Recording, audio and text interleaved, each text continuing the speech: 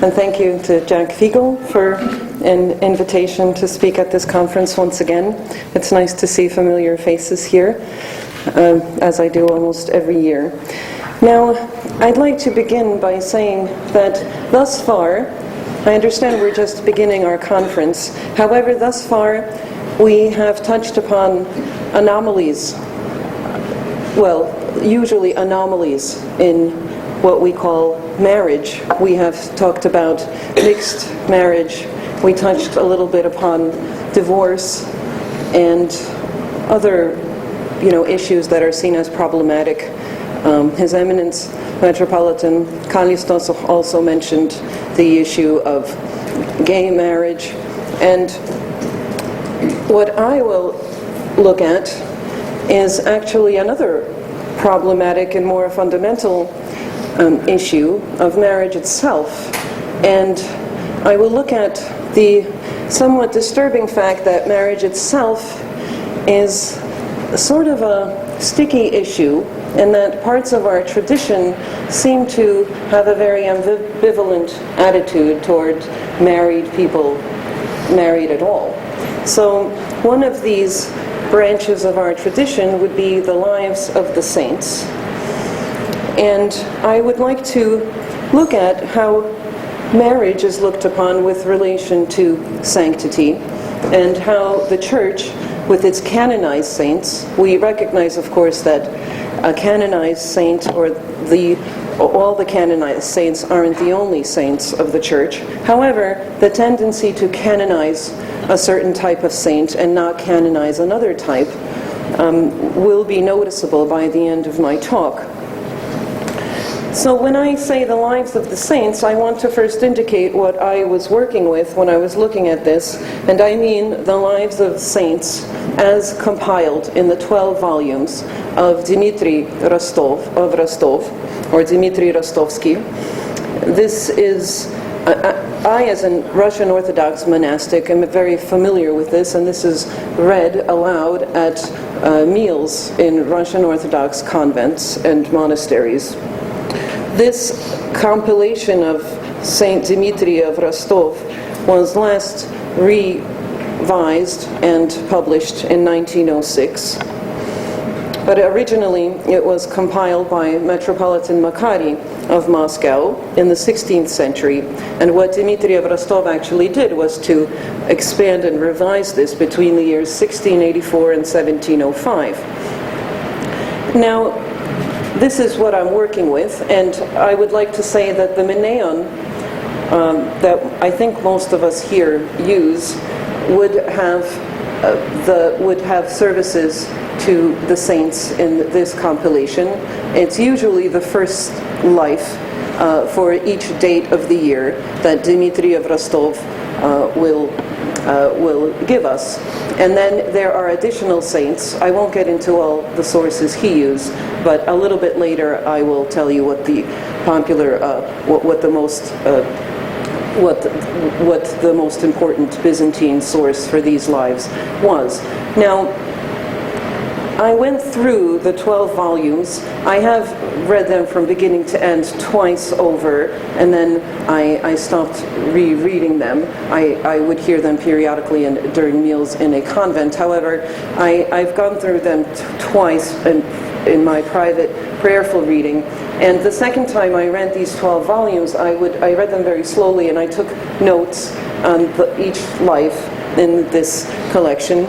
And I went through these notes now in preparing for this talk to see exactly what the marital status or lack thereof is of every saint, and whether whether there are saints, indeed, who are simply married, die married, and are canonized as married saints. So what I found was, I'll have to explain these numbers to you as I go along. I found that there are altogether 472 commemorations, which means it could be a group of saints or just one saint, but 472 commemorations of explicitly monastic or never married saints, or those who led that it mentions in the life specifically that they led a virginal life. So 472 of these, and 93 in all of saints who were explicitly, that means that it says in the life that they were at some point married. So 93 as compared to 472. Now, I'm not including Old Testament saints, just because I find that there is a different, obviously a different approach to marriage in the Old Testament, so I have not included Old Testament saints who actually come into the church calendar relatively late in its history. However, I am simply telling you who I am counting here. Now, of New Testament saints, we only have this number of explicitly married saints, and I'll show you later that it often is not even mentioned whether a martyr, for example, was married or not. And that in and of itself is an important fact, that it's not considered an important factor in the life of the saint. So, of these 93 commemorations, there is usually some other factor in their life that you see actually contributes to this person being recognized as a saint. So you don't have to memorize all these numbers, it's not my point. My point will now be to list the various other vocation that either they turned to or some other virtue that they demonstrated that made the church recognize these people as saints. And I will get to, finally, I will try to find an exception and say whether we can find a saint that was actually, who was actually canonized for being because of being sanctified by virtue of their marriage. So 42 of these 93, of whom it is said that they were married at some point, died as monastics or ascetics. For example, November 11th, this always surprises people, but it says in Dmitry Rostovsky's version of the life that Theodore the Studite was actually married, but that he and his wife separated very early on, and that both became monastics. It is mentioned for January 8th that Saints Julian and Vasilisa lived explicitly in the life. It says like brother and sister. Sorry, it says ands right here, but it's and obviously. And they separated then and founded monastic communities. So they were never married in the usual sense. And on June 25th, Saints Peter and Fivronia of Murom, now these are the poster children of Orthodox marriage. There's even now a feast, a holiday in Russia that was meant to so that people wouldn't celebrate Valentine's Day as the day of lovers. They introduced this feast in Russia that's a properly Russian Orthodox feast of these saints, Peter and Fivronia of Murom. Now, this model of Orthodox marriage is actually two people who were tonsured before their death. So this is the model of an Orthodox marriage. So I want to indicate that this might be problematic for people who are seeking a model of an Orthodox marital relationship, or a Christian one, or a model. Now, 13 of these married saints were emperors, empresses, princes, or princesses. As far as Russian Orthodox saints go, the married ones are usually, princes or princesses. And the virtue that they displayed was somehow they fostered the faith, or were very good to the church, or have, like Saint Constantine the Great, had an exclusive, very remarkable contribution to spreading the faith. So this is also an important factor. I realize that you might ask, maybe some of these categories overlap, and that's true. I'm not trying to give you a clear chart. I'm naming some of the caveats, so to say, of these married saints and that they have other virtues that they displayed. In other words, another form of witness, that they witness to Christ in some other way, but not through their marriage. 39 died as martyrs. So I think that almost, a very large part is really martyrs who were married, and it's the spouse who was martyred is canonized, but not the spouse, if not both were martyred. So they're not both considered saints. And I already mentioned that a little problem here is that in the lives of most early martyrs, we don't know what their marital status was. And I just want to repeat that that's already a significant fact, that in this literature, which is the genre is telling us what makes this person a saint, why this person is a model of sanctity or of Christian life, it's not found necessary to tell us whether they were married or not, when it's enough to know that they were martyrs for the faith. Now, some exceptions to these early martyrs about whom we know that they were married. This is not very important. I'm just telling you certain exceptions. February 19th, these are all martyrs. Saints Philemon and Apphia of Colossae, they are mentioned in the Apostle Paul's writings.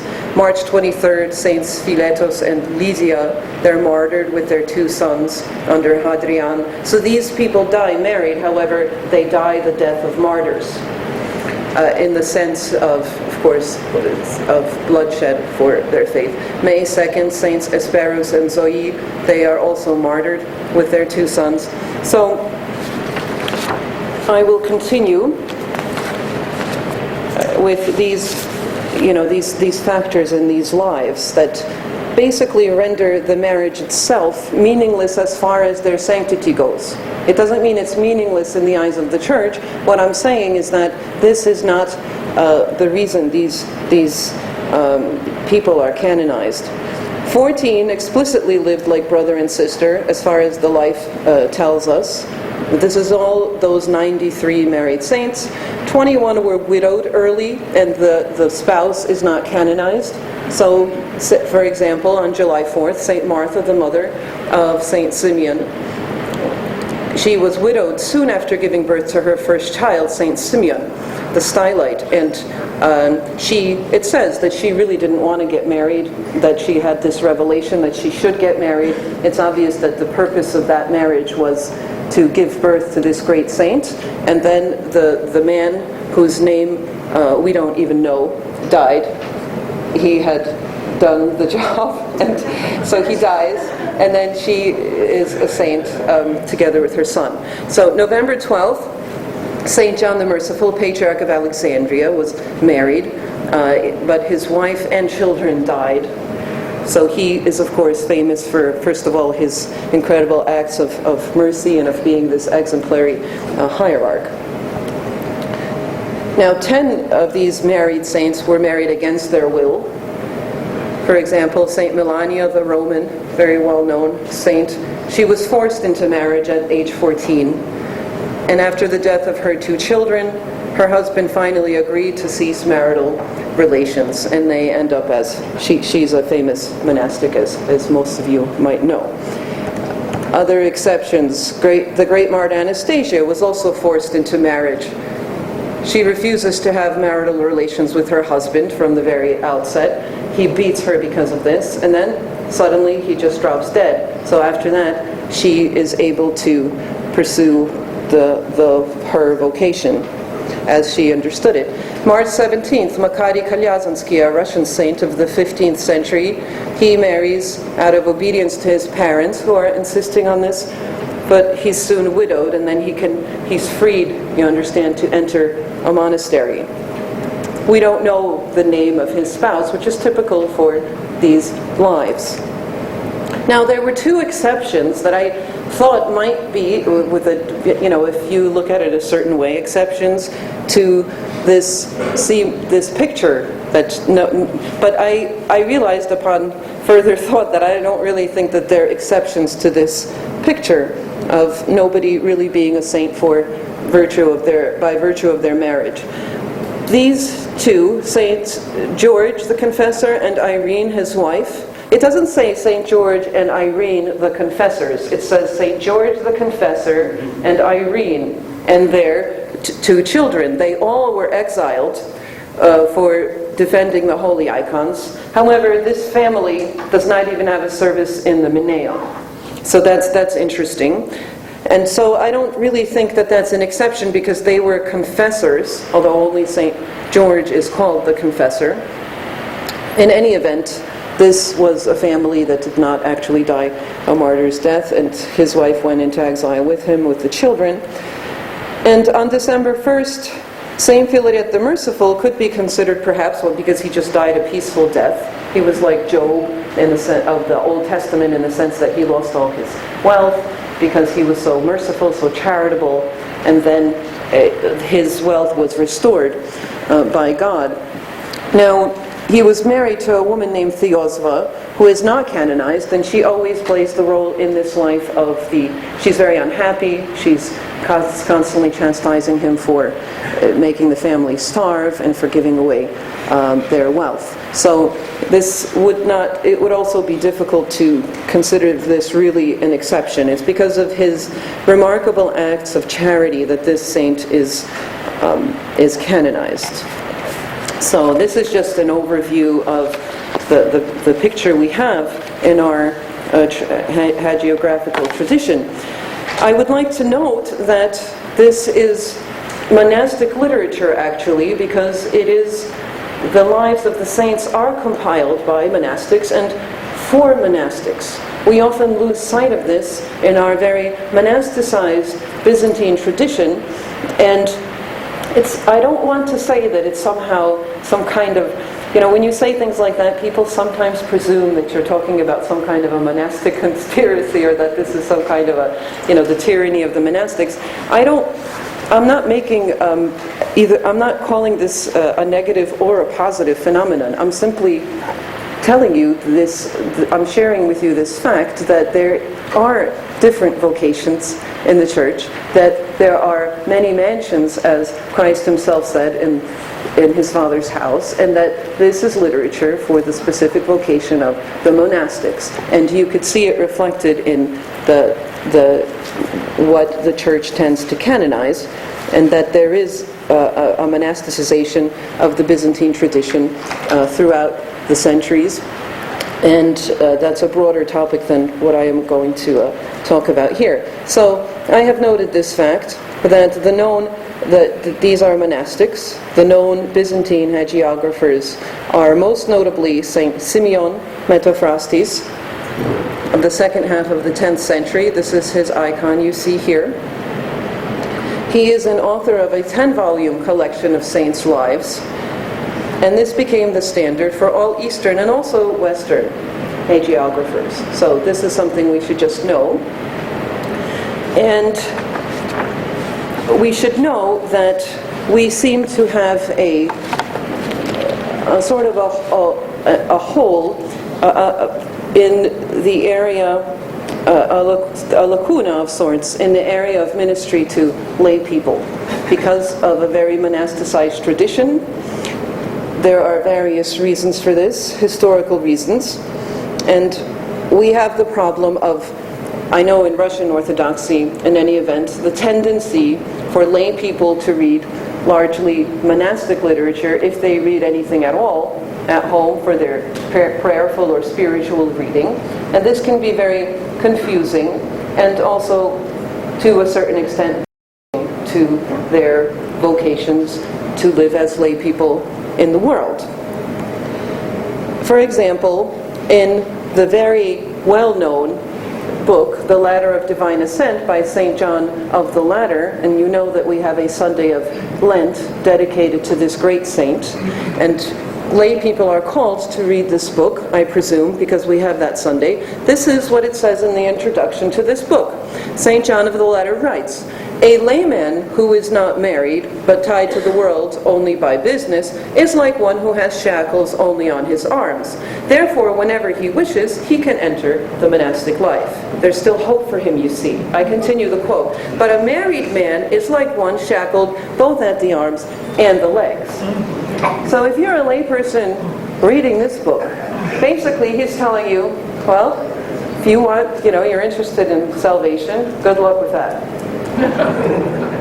So it's not helpful. And in one of the episodes of this award-winning show that's been mentioned here, I have, you who watch it will know, that's funny, I've made mention of the fact that this is monastic literature, and we should look for literature that is appropriate for us, and not be confused with images like this that just aren't helpful. Now also in this famous book, again, I'm not saying that this is a negative phenomenon, I'm saying it's meant for monastics.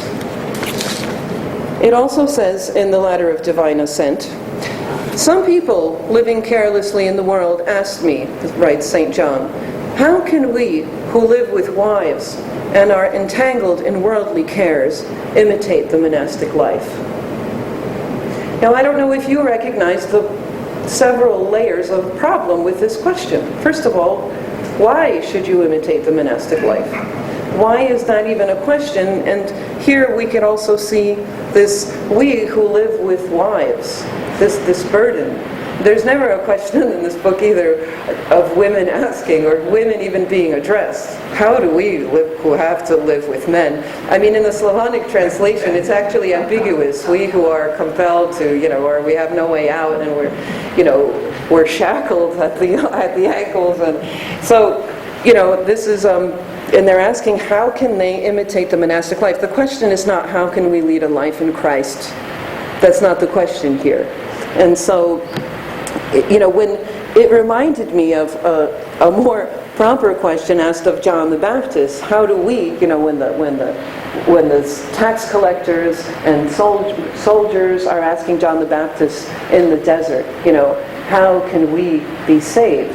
And he tells them how they should, lead a virtuous life. And there's a similar answer, actually, of St. John of the Ladder to this question, but you see that the question itself is the imitation of the monastic life and not another form of Christian life. So moving on, I'll make several general observations that I have already made throughout. The recognized witness, the form of witnessing to Christ of canonized saints, is never, as far as the lives the canonized saints go, marriage per se, but always something else. They witness to Christ through something else. Martyrdom, now you know that martis is witness in Greek. Martyr means witness in Greek. Or confession, homologitis, is someone who confesses, says together with the church, witnesses to the faith before someone. So dying or at least suffering physically for professing faith in Christ, presumably during times of persecution. It's very interesting, and I just want to, repeat that once again, that the very word martyr, the fact that it refers to only that one form of witness. So I'm going to pose the question a little later on. Can it be possible to witness to Christ in another way? It's obvious. I think it's a rhetorical question. I hope it is. Asceticism or monasticism, because a lot of these saints were tonsured at the end.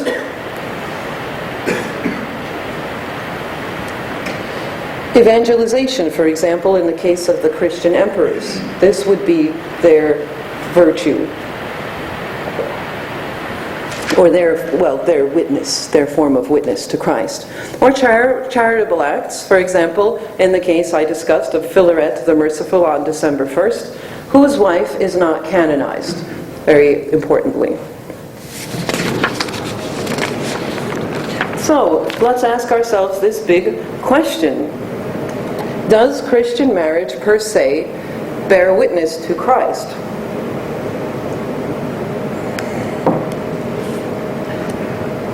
Because as I've said, martyrdom is witness and testimony, martyria. we must answer yes if these words are true.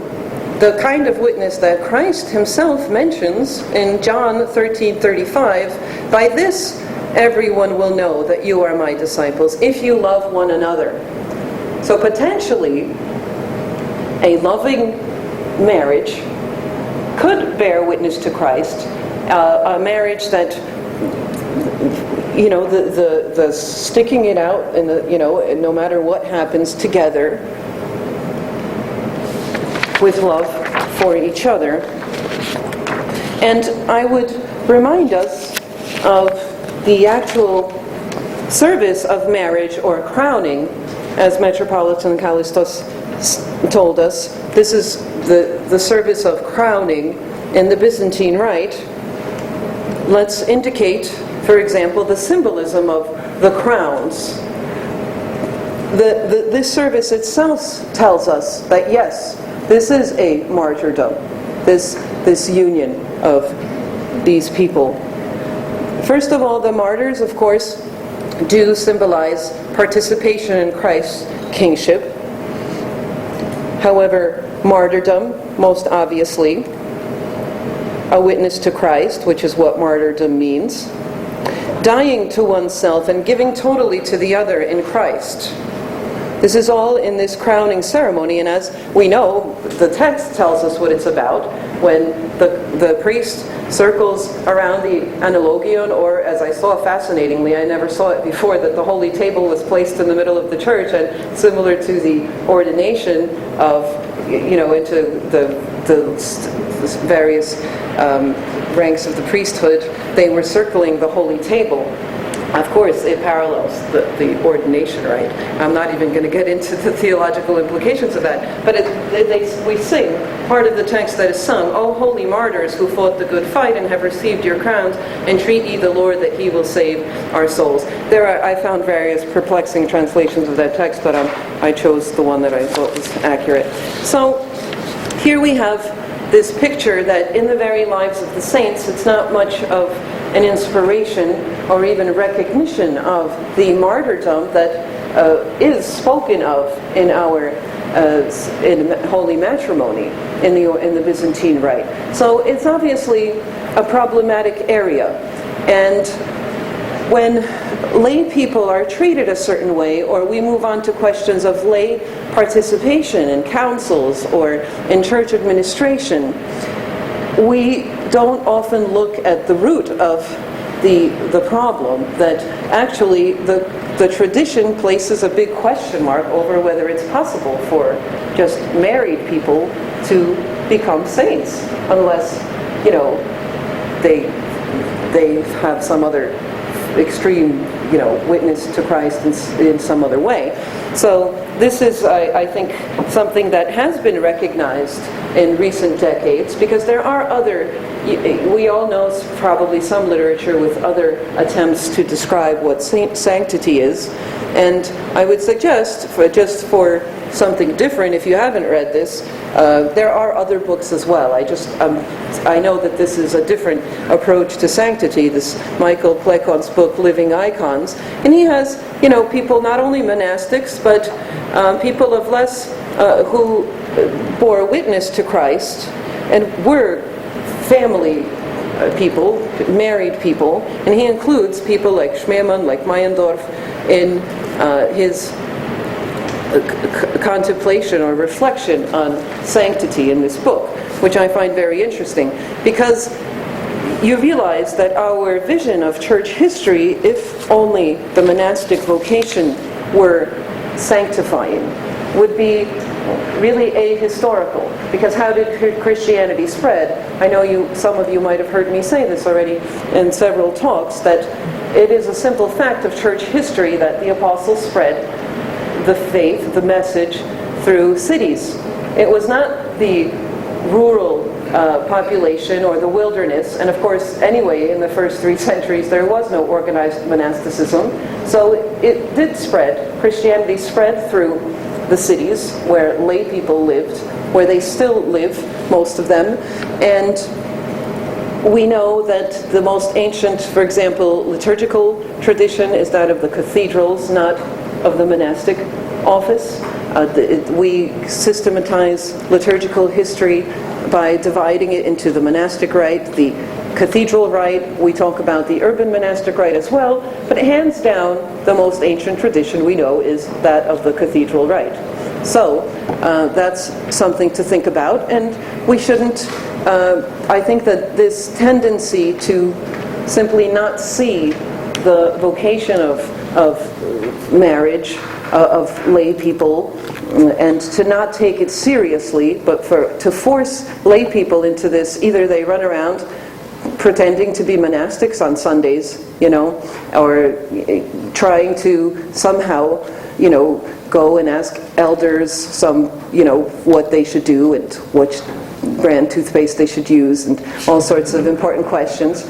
We have this tendency in some of our churches trying to imitate the monastic obedience, which is not doable in the life of a family. The family life restricts you. If any of you, I don't have that experience, but I know from my siblings, if you have 3 kids jumping on your bed from 7 o'clock in the morning and until evening, you have to, you really don't, you have enough restrictions on your will that a monastic doesn't even dream of.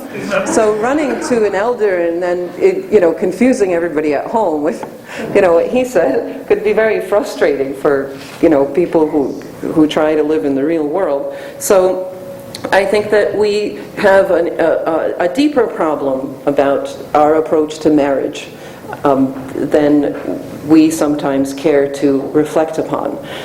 So with that on that happy note, I'll finish, and perhaps we will start our panel discussion. Thank you.